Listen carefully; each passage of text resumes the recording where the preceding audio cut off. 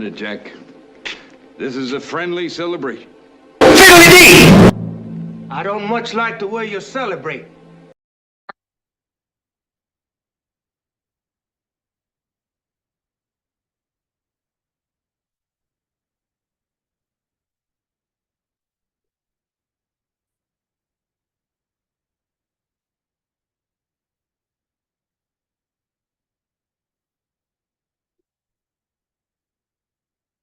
There they are.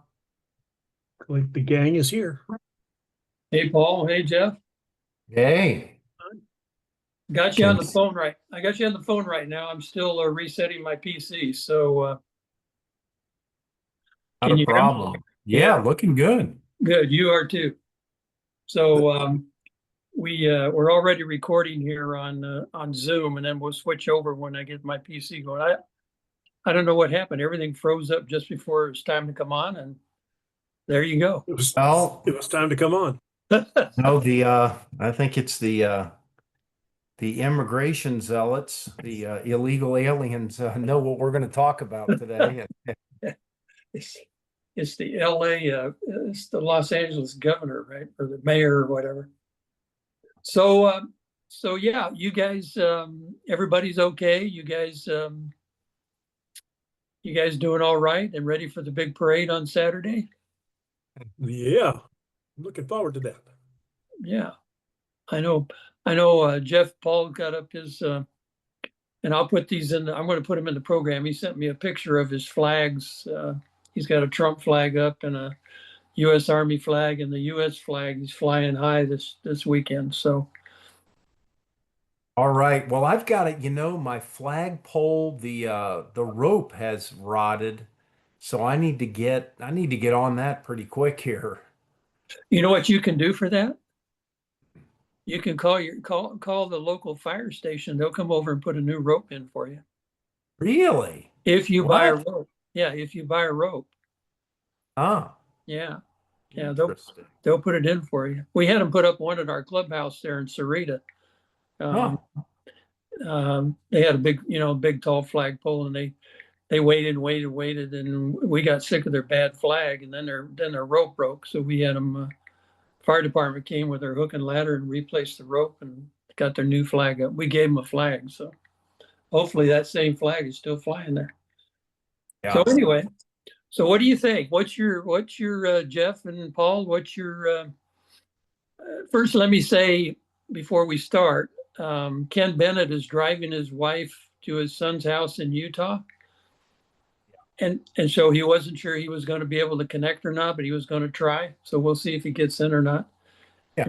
It probably didn't help that I'm having problems on this end. So, but anyway, and Zach, I tried to get Zach hooked up. He doesn't have internet right now. He had internet problems, so he was going to try to get in on his phone. So, with that said, what do you get? All right, Paul, you want to go first? You want me to go? Yeah. I can take the lead on this one. Go ahead. Yeah. Well, first of all, with the be quiet. With the weekend coming up with the president and all, they keep talking about no kings this weekend, no king rallies, because Trump is having a big military parade for his birthday.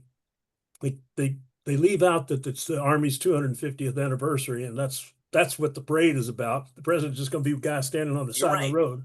A lot of discussion about a large military parade happening in Washington, D.C. this Saturday, June 14th. This event Anyway, I don't even know how to turn this thing off yet. Anyway, you're looking for more information about the upcoming military. I'll put this in the other room. What'd I tell you, Don? I know we love these technical difficulties. Those illegal zealots are just trying to keep us down right now. I know. So have you been home for a little while, Jeff? Yes. Okay, good. Back home, had a little youth camp out, but survived that north of Payson. And oh, there you go. Well, yeah, good deal. Back home. So why don't you go ahead and take the lead and start? Yeah. We'll let Paul join in. Yeah, so well, I have actually quite a bit to say on this. I was on James T. Harris' radio show on Monday before I went up in camping, and because there was some arguments on constitutionality of what President Trump's doing, and I've taught National Guard actually the difference between the different ways they can be called up. You know, just totally internally, state activated deployments, SAD. And then you have under Article 32, which is actually requested by the state, but funded by the federal government. Okay, so in both the first and second ways to do this, because there's concerns about posse comitatus, what are the rules, these kind of things. In both of those first two, there's no problems for them being activated and acting as law enforcement. But Trump called them up, of course, under Title 10, or title, it's Title 32, Title 10. And under that, it is federalized and it is totally legal what he's doing. But there are posse comitatus rules that says when you federalize under Title 10, that they are subject to those posse comitatus, which means you're not supposed to be actively engaged in law enforcement. Now, there are exceptions to that rule, and one of those, what precedes the Posse Comitatus Act of 1878. So, for the listeners who aren't aware, in 1878, Rutherford B. Hayes was elected president as a compromise. Sam Tilton actually got the majority of the votes, but Rutherford B. Hayes won by promising the Democrats that he would end Reconstruction. And so part of the de-Reconstruction Acts was the Posse Comitatus Act, which was passed to not allow federal troops in the South. And so the closest I can see of what I mean, so there is other precedents, but in a lot of times when the president calls up the National Guard, even under Title 10, it is with the governor's approval. And of course, there's a lot of times the governor has not approved of a state bringing in the federal government. Of course, that's happened in Arkansas in the 1950s to enforce the desegregation of schools.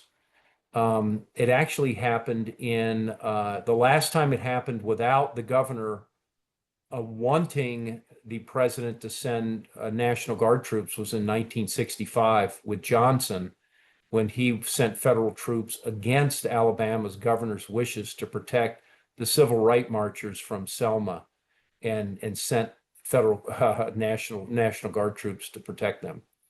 So the reason I'm going through this, it matters how the president calls them up, but are there exceptions, even if a president calls up the National Guard or the United States military to act as actual law enforcement instead of just supporters? And that is yes, under the Insurrection Act of 1807. You have to remember there was an Insurrection Act even in 1791, or else how did President Washington, George Washington, lead the head of national troops to go put down the risky rebellion?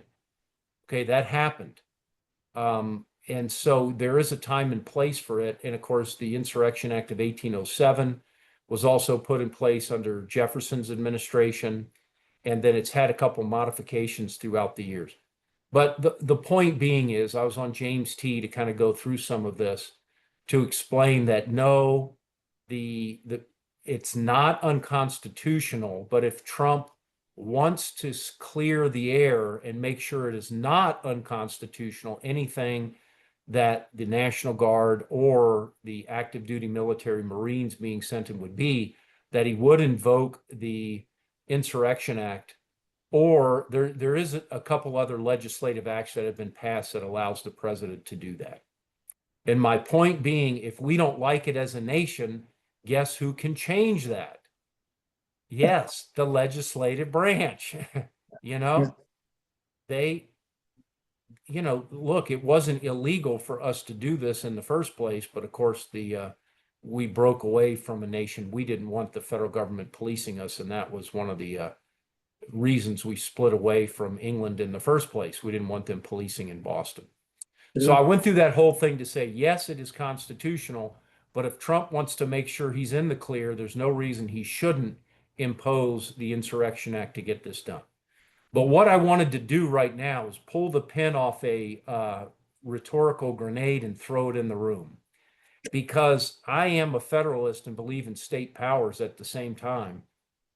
And I heard Ben Shapiro, and I thought about this, and I know this probably isn't the correct way to go, but it's kind of like in Bible times when the house of Israel was wandering in the desert and they were tired of the manna, they wanted meat. And God said, "You want meat? Here's meat." Okay. And flooded them with quail till it was coming out their noses. And and I don't know if Ben Shapiro wanted to recommend this or not, but it's almost like, look, you want illegals? Fine. We'll enforce it everywhere else in the nation. I don't think he said this, but federalism.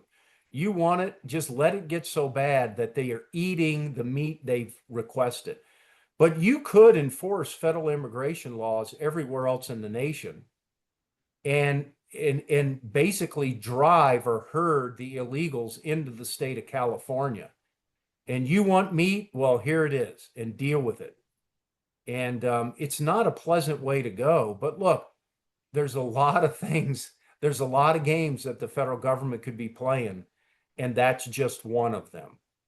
And of course, you could say, no, no, no, we don't want to do that, because if you allow the illegals, especially violent illegals in California, they could just go somewhere else. Well, that's fine. If they go somewhere else, though, they're going to get deported. Okay. And this is a deportation zone free state. And so, look, if there's 30 million illegals in the nation and you have 2 or 3 million of them in California, which estimated, I think it's under 4 million, but I've heard 3 million, 2 to 3 million. And all of a sudden they're hit with an extra 20 million illegal immigrants. And I'm saying this a little facetiously here, but at the same time, you know what? You want your ice cream before dinner, eat the whole thing. Okay. And when you're done with that, have some more and then some more. And we'll see how much you like ice cream. Well, you saw it, Jeff. I mean, that's such a good point, because you saw where Holcomb and the governor of New York, and was it Fitzer, the governor of Illinois, and Walz, the governor of Minnesota, they were all up in front of Congress today, and they were all whining about the extra expense of the illegals as imposed on their areas, right? Yeah. And they're all— No, you can't have it both ways. Right. They're all declared sanctuary areas. And that's exactly what the congressmen were telling them, saying, So, yeah, that might be another tool in the toolbox, is to, like you said, herd them into the sanctuary states and let them. Not a judo guy, but people I know who do judo. Yeah. It's about using the other person's weight against them. So if they're charging, let them charge, get out of the way, and use that to throw them down. Yeah. Yeah. No, so I think it's something to be at least discussed, because where are the good citizens of California standing up and saying, "What are you doing, Governor?" Yeah. Where are that counter protests? It's a state now that's starting to be formed, I'm sorry, of cowards who aren't willing to speak up. Mm-hmm. Now, Victor Davis Hanson's out there, and he's certainly no coward. Oh, yeah. And there's a lot of brave, good people, but it's just sickening to see what's happening and the lack of knowledge and why we're at this point. Yeah, and how easy it is for them to justify the crimes being committed during these peaceful riots, right? Yeah. I mean, it's so obvious, and then you have people like Maxine Waters goes on and says, "Well, I don't care what you saw; it was peaceful, right?" Well, I mean, what is that? But I really wonder. I mean, it would be a precedent if the federal government would say, "Look, we reserve the right. We reserve not the right. We reserve the delegated power to come in there and enforce federal law. But we are going to be complicit. You know, we're going to let you guys stew in your own feces. And if you don't want, the house cleaned up, then deal with it yourself. Yeah. And I got to tell you, I think it could be a fast track way for them to say uncle. And I could be totally wrong, but it's something that I think is kind of interesting and worth discussing. No, it is. Yeah. So what do you think, Paul? What's your, Well, I think that's very interesting. It's the old be careful what you ask for, you might get it.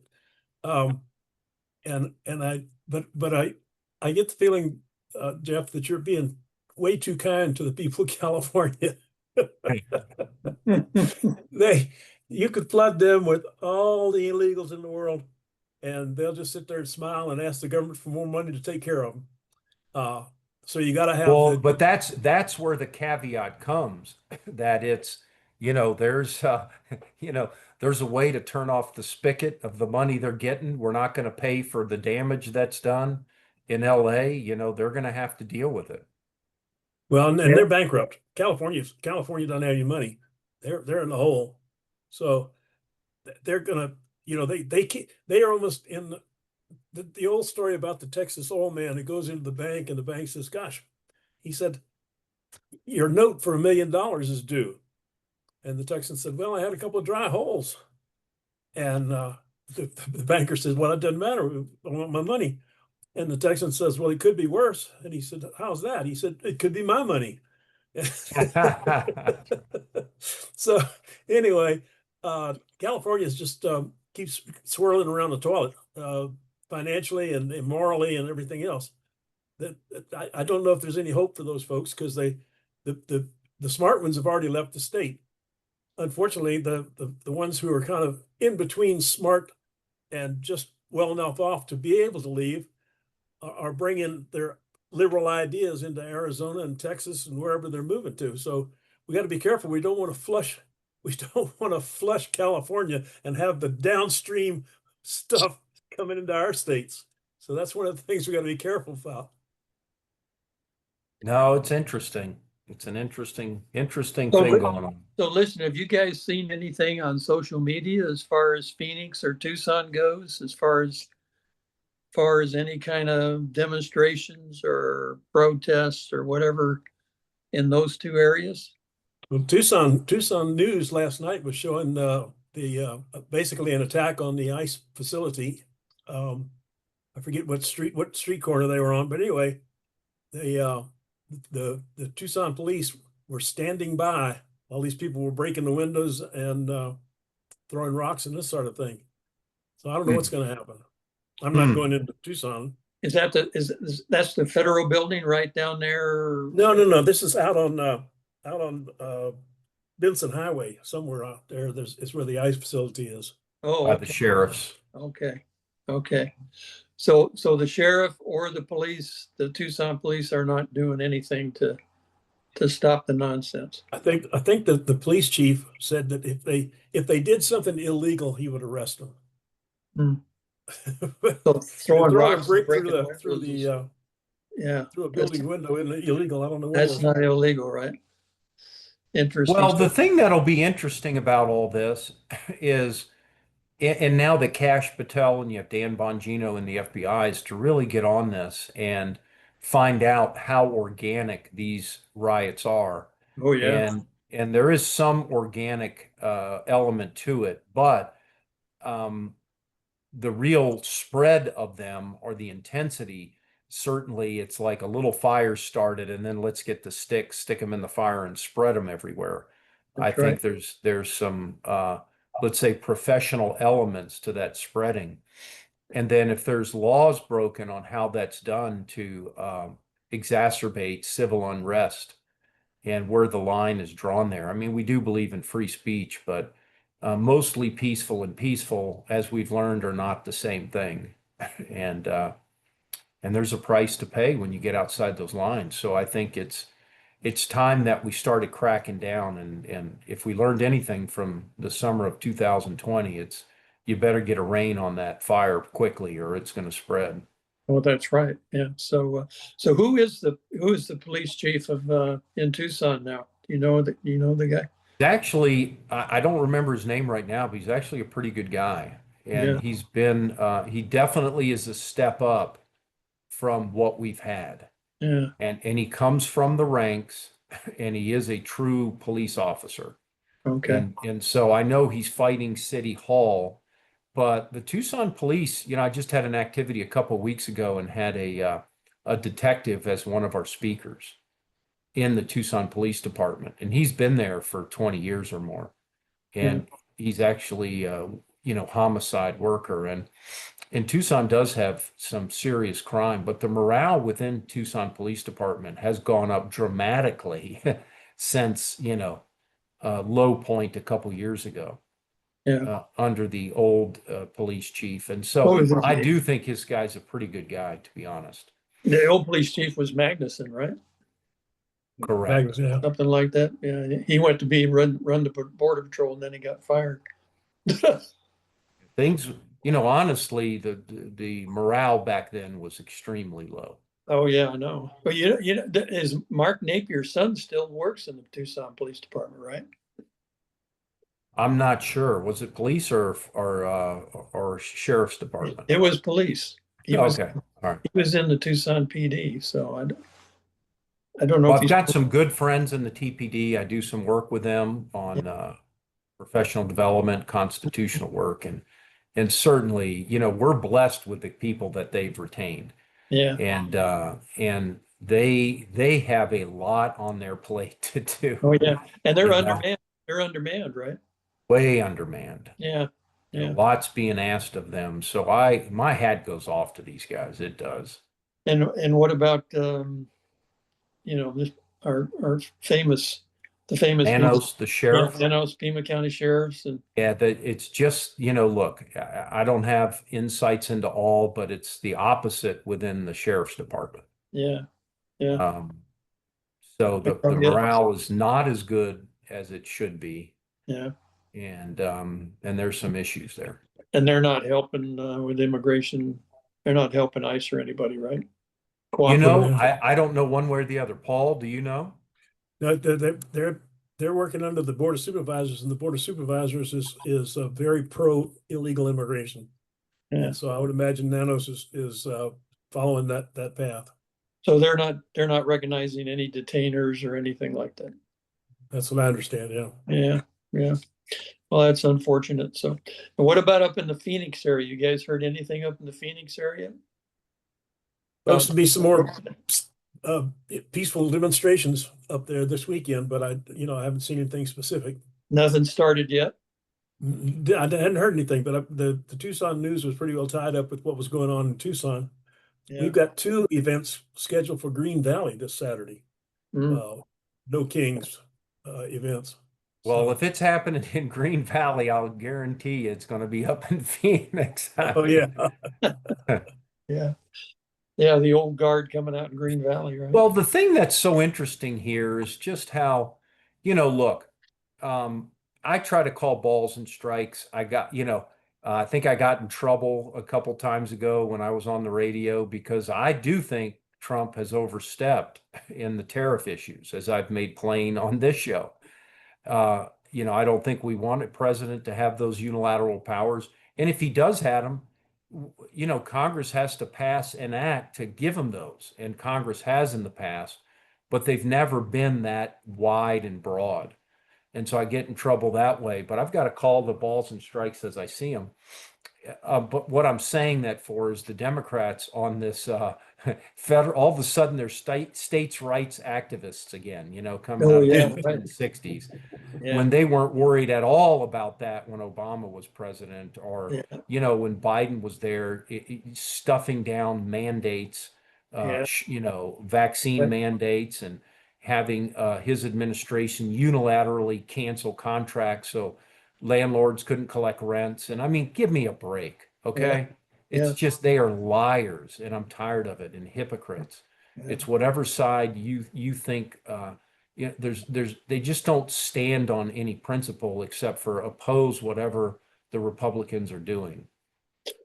I urge you guys to go watch Kristi Noem's news conference today in LA. Did you guys see it, or have you had a chance to? No, but I saw something about somebody got reckless and arrested, Senator. Well, it was Senator Padilla. California Senator Padilla. Yeah, he started interrupting her and yelling at her and charging the podium, and Homeland Security guys took him down and took him out. And I mean, just acting like an idiot. Like a Democrat. Yeah, like a Democrat. It just seems they can't go 5 minutes without some kind of clown show. So, again, Don, look, I mean, it's kind of like, the national chapter of a fraternity house is coming in to clean up. yeah. And they don't want these guys to have their drunken stupor. You need to go to class. We're not going to pay unless you do go to class and get good grades and all this. Yeah. And it's almost like, look, just stop giving them any money. Let's just let them live in their infested houses. And sooner or later, Washington's mantra will come true when he said it's a shame in our form of republic, you have to feel before you see. Yeah. And if we keep saving people from feeling, look, what else do you have to see with burning down parts of LA and blowing up dams rather than creating them, and just the idiocy that California has been? I mean, it's just unbelievable. And you keep doing this, and we keep saving them.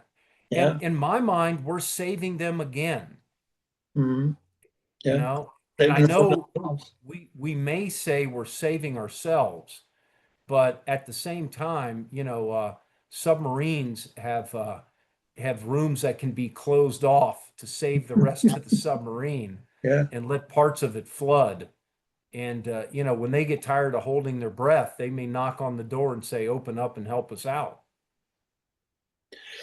Yeah,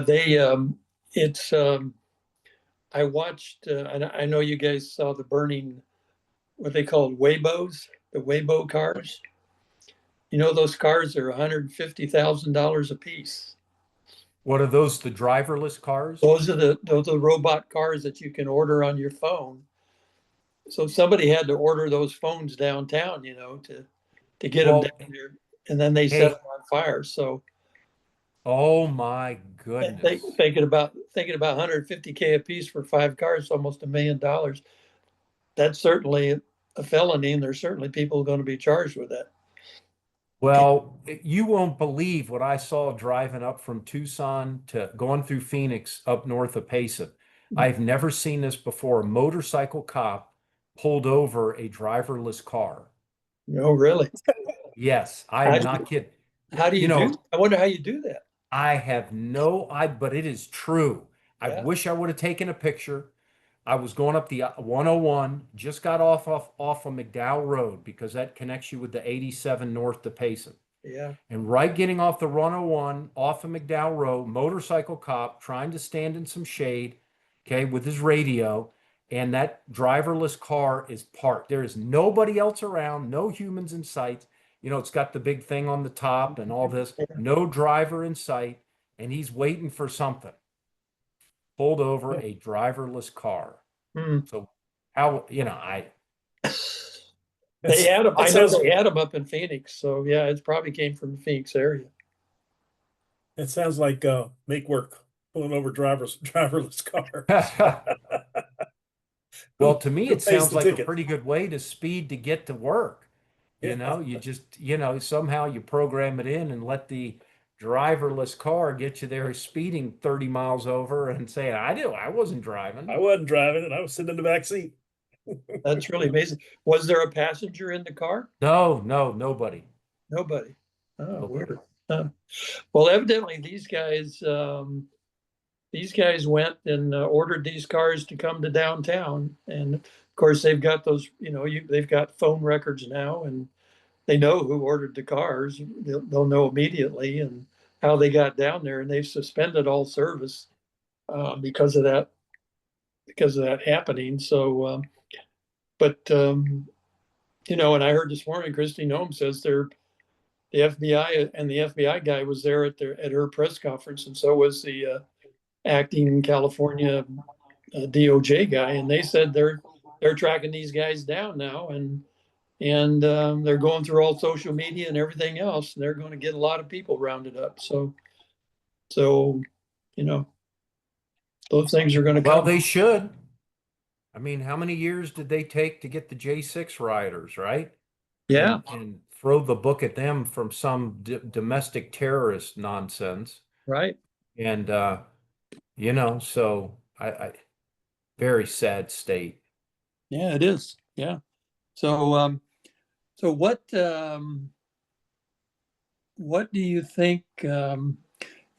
When we were talking about the National Guard and the Marines, they're according to Christy Nome, the task they have now is to protect the ICE agents while they do their jobs, and to protect federal buildings.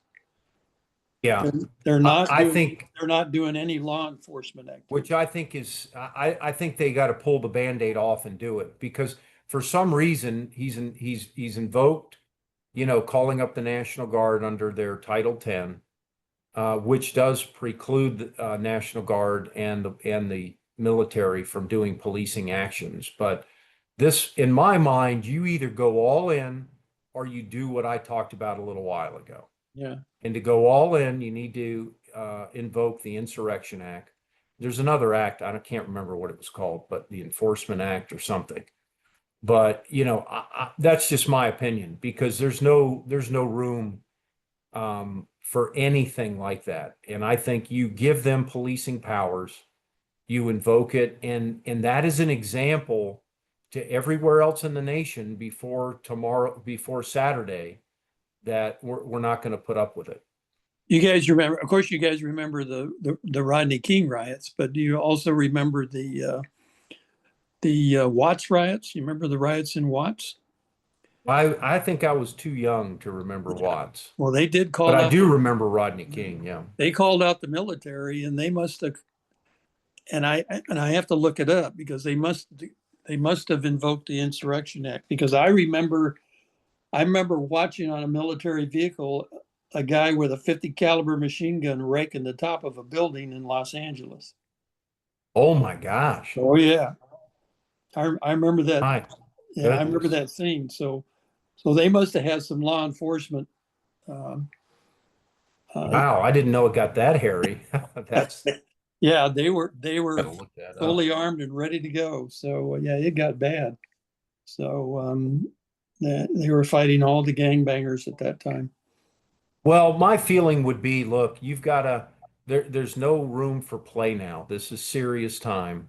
Yeah. And I would give the National Guard and the United States military, I would give them policing powers Yeah, probably for their protection, it'd be good, right? for their protection as well. Yeah. Yep. That Yeah. you have the power delegated to you with no uncertain terms. Because when you don't, you're the people out there standing by don't know what they can do and what they can't do, quite Mhm. frankly. They know Yep. they can support it.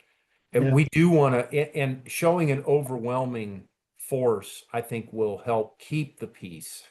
You know, we don't want a Kent state. We don't want something like that. But when you come in with overwhelming force and give them the authority to do what they need to do, I think it's just a good example that we're not going to put up with this. This is the law. Yeah. I think you either do that or you stay out and you let them stew in their own juices.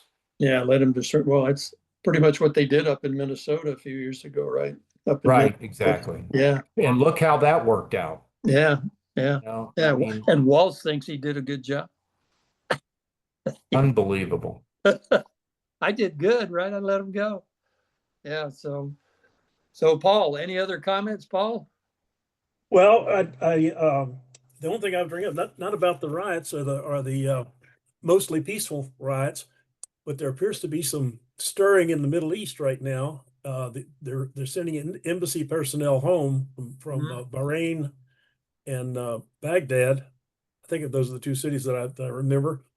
And the scuttlebutt is kind of that there's indications that Israel may be attacking Iran's nuclear facilities, their nuclear Yeah. facilities. So I don't know. We're gonna have domestic turmoil and possibly international turmoil all at the same time. That's scary.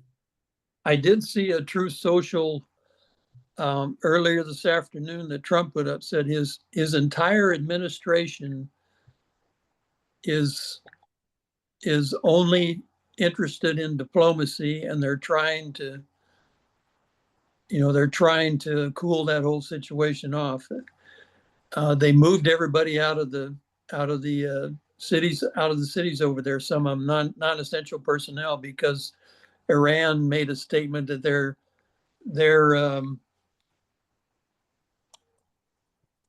in a position where they can touch anybody over there they want to. So they kind of made that threat. So they They decided, threatened that they could retaliate against all our American bases in the Middle East. yeah. So getting some of the people out of there is probably a good idea beforehand. Get them out of there while you can do that. Well, here's my question. Yeah, I mean, look, on the conservative side, there are two camps of what should be done. And there are many who really believe, and Tucker Carlson's somebody I really look up to, and I listen to him. And he is, definitely we shouldn't go in. It's not our business, to be into Iran and in the Middle East and anything. And of course has strong opinions on the Ukraine-Russia war. But, look, if a country is saying, this is just my perspective now, and this has nothing to do with Ukraine and Russia. But if a country says, look, we want to kill you, we're going to come get you, or if an individual with a knife is a mile away that wants to come, I'll use a comparison, personal comparison, and says, I'm going to come and kill you and your family, and they have a switchblade and they're a mile away, and I have the ability to take them out with a 50 caliber. Are you going to wait till they're, within 20 feet or striking distance to just take their threat seriously and neutralize that threat? Are you going to wait till they're upon you, or they go to the store and get their own gun to get you? In other words, Iran has been a threat. They have supported the Houthis. They've supported Hezbollah, Hamas. They've created a lot of the problems that's going on in the Middle East. And I think handling them with kid gloves like Biden did in his administration, and putting up with rockets being fired from the Houthis for how long? And we have the strongest military in the world. And how long did it take us to Yeah. put that down? And even now, they're still trying to flex their muscle and talk big. I want peace. Yeah. But, they do not think like we do. And that's a big mistake that many Americans, I think other people think like we do, or have the same principles or morals or priority of values that we hold dear, and they don't. And so I think we better consider that. As much as I want peace, I'd rather be making sure we have peace when we have the opportunity to than waiting. That's my opinion now. And that could change, but I don't really understand why we would sit idly by and let them get a nuclear weapon. I guess that's what I'm saying. Well, it may be that the president is worked a deal with Netanyahu to say, you go do this for us and we'll take care of you. Yeah. And that'll Yeah. keep our boots off the ground, and our skirts clean. If I had to guess, Paul, that would be exactly correct on what's going on. But I'm not sure Israel could be successful unless we help them in some way. Well, there's That's subtle true too. What's that, Paul? The Russians, and I've heard this said locally or in the States, but that these drone attacks that the Ukrainians pulled on the Russians, knocking out their strategic bombers, et cetera, probably couldn't have been pulled off without a higher power, which would be us, showing them where the drones needed to go and how to guide the drones to where they needed to go. And so we've got our government is walking us into a hole that we're not going to be able to get out of real easily. Let's put it that way. Between supporting the Ukrainians against the Russians, NATO is working to irritate the Russians. Iran is being irritated by and irritating Israel with their support of the Hamas, as you said, and that sort of thing. And we're kind of sitting back, just paying the bills, as it were, either cash or militarily. And that's going to come back and bite us, I'm afraid. If I can see that, I think the Russian intelligence service can see it too. Right. And I think, but Paul, I do think Iran and the Ukraine-Russia war, we're talking two totally different things. I am completely, I should say, negotiable to saying, hey, if we are by proxy going into the Russian main, homeland and attacking, that's almost like an unwritten rule that, back in the Cold War days, we wouldn't attack each other's homeland. We'd fight it out somewhere else. And that could escalate to places I would rather not see us go. So, I mean, that is a very debatable, and I would err on the side of caution there. But Iran, I think, is a totally, you know, in my mind, it's a totally different issue of is the juice worth the squeeze, and is the risk of going in and taking care of them less than the risk of waiting and standing by for them to get a nuclear weapon. Going into Russia is the risk worth the squeeze, boy, I don't want to see that escalate. Let's put it that way. So in many ways, I don't think it was, but in Iran, I think it's a different situation. Iran's going to be a tricky thing because, from what I understand, their nuclear processing program is buried pretty deeply underground. I mean, Right. 80, 90 feet underground, and it's going to be hard to get to. Now, I think somebody managed to get a bug into their centrifuge programs and set them back a ways a while back.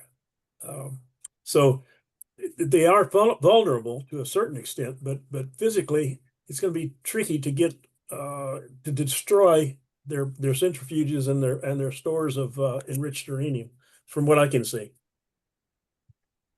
Some of the stuff that I heard, I was listening to a couple of guys this morning, and as far as Iran goes, again, Trump has come out with this True Social statement that they're using they're only interested in diplomacy right now. He doesn't want to start a war with Iran, but I mean, he'll tell you, head fake too. yeah, he doesn't want them to have a nuclear weapon because they can't be trusted with a nuclear weapon. But he's also trying to get the Russians to talk to Iran, to talk them down and use President Putin to convince Iran that, and supposedly the Russians have an agreement already with Iran, and I've seen this written down in a couple of different stories where they have agreed not to have a nuclear weapon. They say we don't want a nuclear weapon, but they want nuclear power. They want to be able to have nuclear power plants and that kind of thing. So Yeah, but that doesn't mean that's not worth the paper it's written on. As far as I'm I concerned, understand it. because Yeah, I know. they have oil reserves up the wazungi, and there's no reason they need it. Yeah, quite and frankly. yeah, and they're crazy enough to use a nuclear weapon. That's Well, that's the point, and that's Yeah. why. Look, I'm very cautious with Russia, Ukraine, and I'm not a hawk there, and I'm not with push it at all levels. I am, let's defend Ukraine as far as going offensively, but and really vie for peace. But I'm not for letting Ukraine off on their own either and just saying goodbye, because Right. I'm definitely not for that, but I think we need to question going into Russia. But I am for doing whatever it takes. And if Paul says, hey, it's going to be hard to do, well, Yeah. you do whatever it takes to keep them from having nuclear weapons, period. Yeah, and I don't think, you do it. again, I don't think Israel can do that. I don't think they can do the job unless we unless we provide a lot of help like refueling and AWACS and some of those things.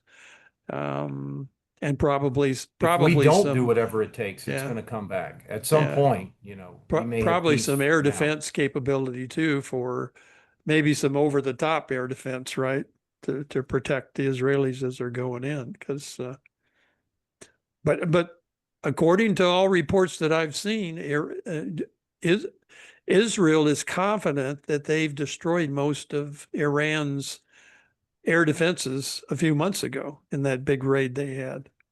So that supposedly is why Iran's kind of pulled back the last few months and kind of trying to bend in the Rearm. shadows and rearm is one thing they do, right? But say that, they haven't been pushing the Houthis hard, or they haven't been pushing Hamas, or they haven't been pushing Hezbollah to do a lot of stuff. So that remains to be seen, right? But we're going to know here in the next few days what's going to happen over there. So, Jeff, I agree with you that letting Iran get a nuclear weapon is a bad thing. But that to me is one nuclear weapon, or maybe they can make 8 or 10 nuclear weapons, but they don't have the delivery system that the Russians do. And we don't really care. Well, we care a little bit, but we don't care who runs Iran.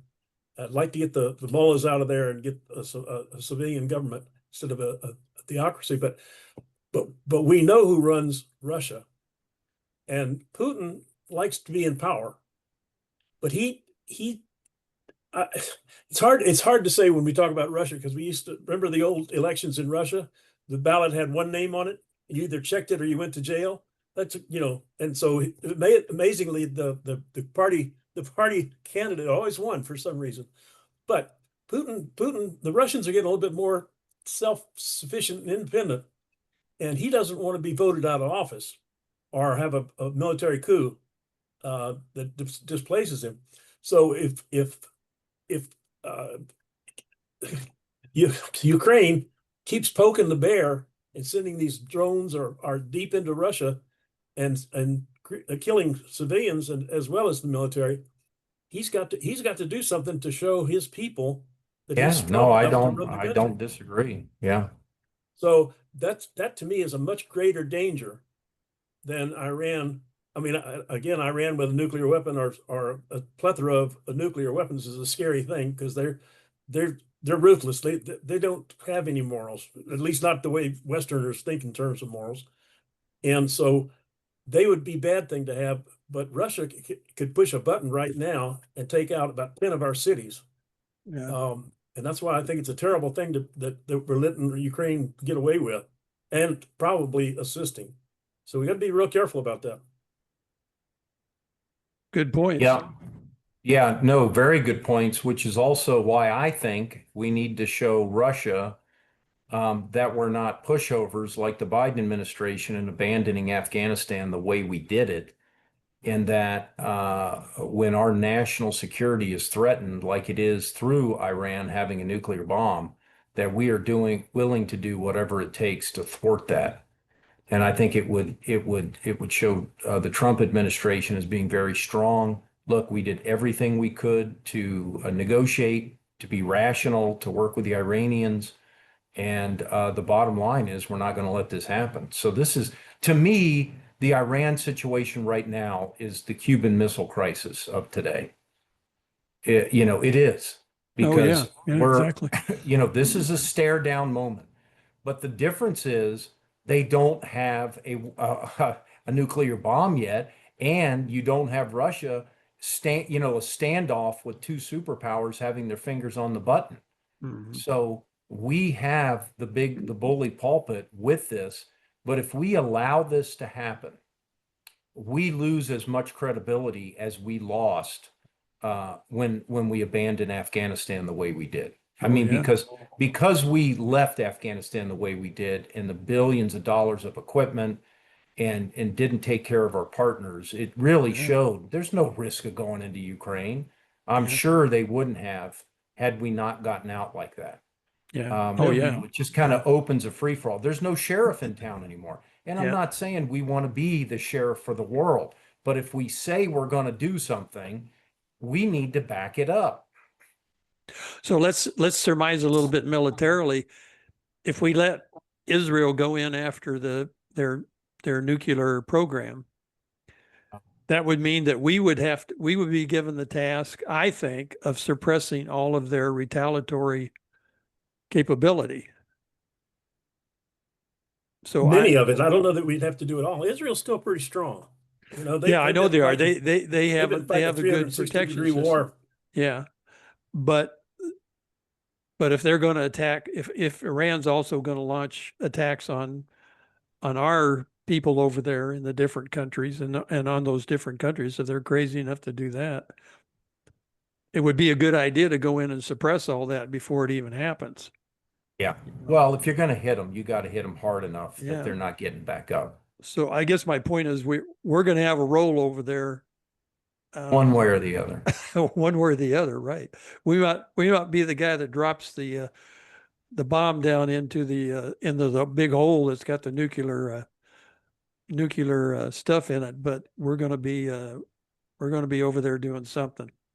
So, yeah, and we can do it. I mean, we've got whatever everybody says, and I hear a lot of people, and I see a lot of people on YouTube over in Europe that actually believe that we're not the leading military in the world, but we are. We still have the capabilities that nobody else has.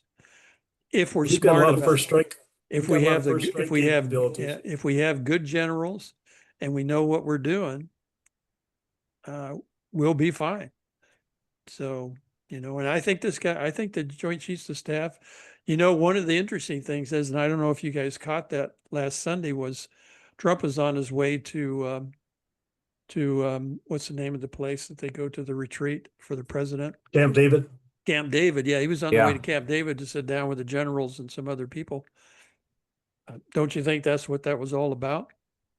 Yeah, Sure. I think you're right.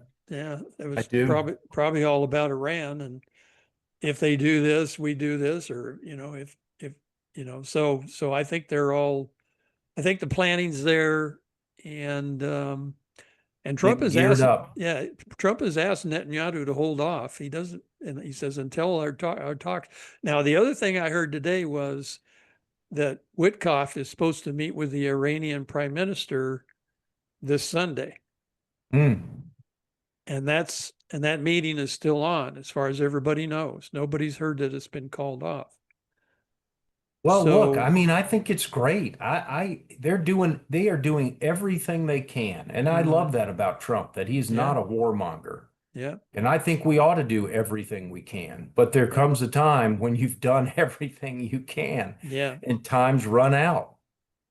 And that's why you meet at Camp David and make that plan, right? Say, if we're not successful in A, we're going to do B.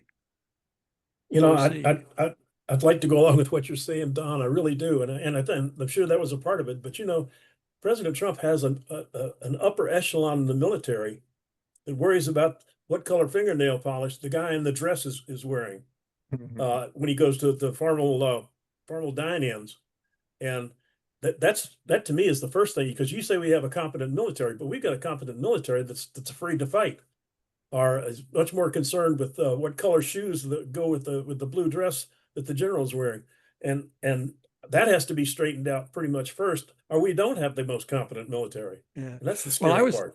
I was pretty encouraged by the Fort Bragg demonstration and the speech and all that. I mean, I really think, the military guys and the real sergeant majors around the military and the rest of the guys, I think they know what it's all about, and they haven't forgotten how to,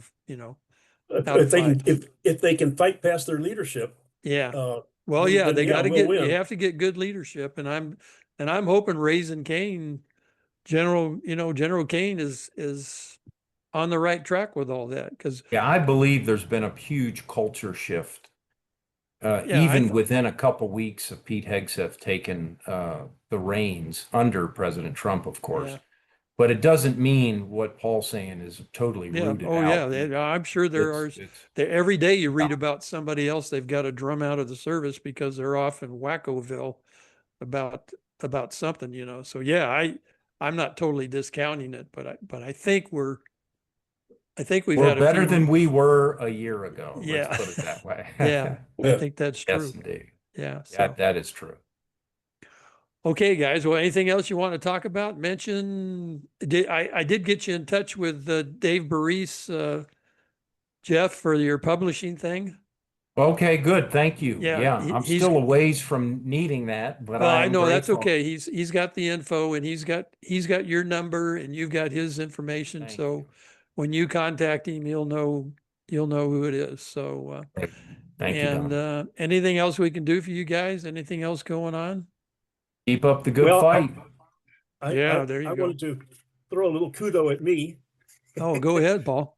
I made the paper. I made the Green Valley News. Oh man. Uh-oh. I know you're thinking that's not quite the New York Times, but hey, no, they So did Dan approve that, or they posted a. Let's see if I can show you. United States Army 250? Oh, that looks good. Yeah. Yeah, it's Great. a little brochure on the Army for its 250th anniversary, Cool. and I made the paper with a little story about my let's see, there I Oh, am. that is so cool.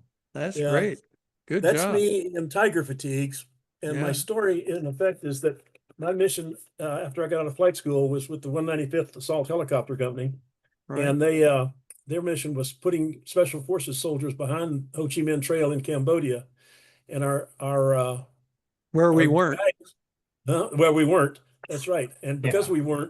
we were not allowed to wear our uniforms, or and Yeah. our helicopters were not marked U.S. Army. We couldn't carry IDs or dog tags. Right. So Wow, we were shot Paul. down. They had, what they call plausible deniability. Yep. Although very few other people were in that area with Hueys. Yeah.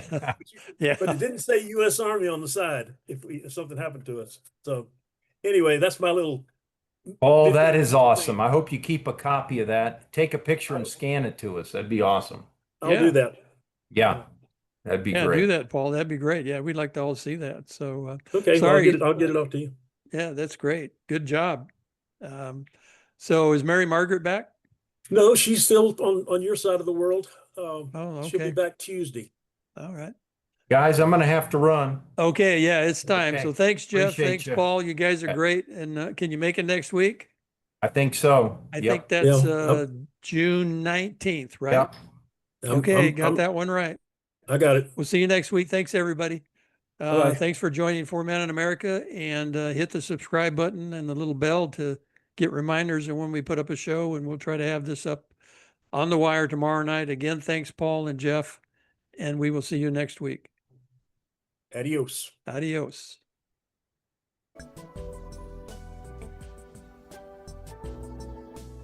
Yep. Yes, I will. Okay.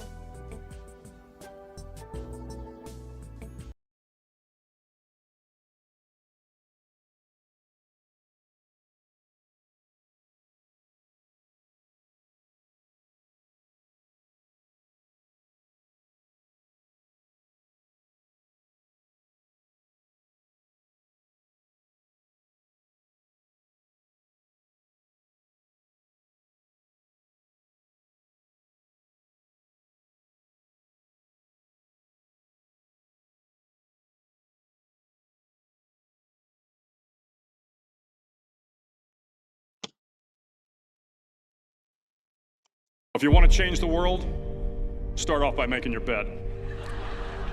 If you make your bed every morning, you will have accomplished the first task of the day. It will give you a small sense of pride, and it will encourage you to do another task, and another, and another. And by the end of the day, that one task completed will have turned into many tasks completed. Making your bed will also reinforce the fact that the little things in life matter. If you can't do the little things right, you'll never be able to do the big things right. And if by chance you have a miserable day, you will come home to a bed that is made, that you made. And a made bed gives you encouragement that tomorrow will be better.